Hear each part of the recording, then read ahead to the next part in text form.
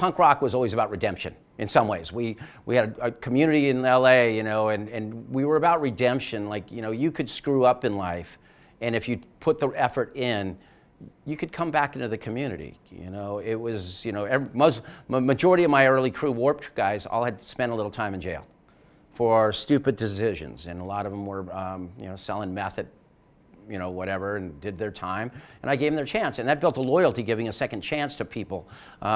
In this day and age, it's harder because everyone's prejudged on the social media. You're done, and immediately the artist is done, his band's done, the crew, you know.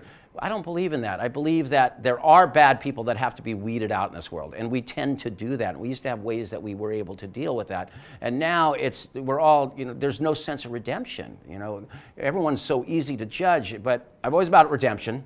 And then I think deep-seated in you know, you go through, and maybe some psychologists will figure it out with me, but it was 1995, and Sublime was on our tour.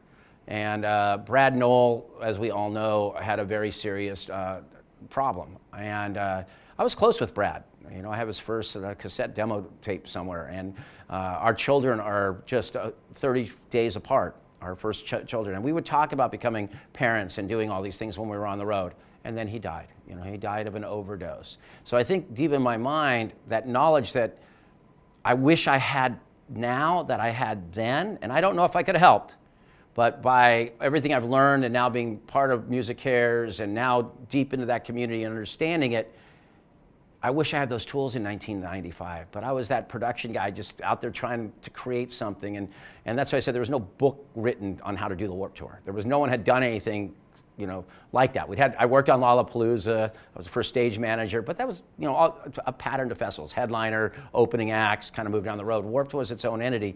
So I think deep down, you know, I kind of wish that, you know, maybe I know we've saved quite a few artists that had the fate of Brad, and I will just keep doing it. But it is about giving second chances, and I've always believed that. And you know, some people can't be helped, but most people can.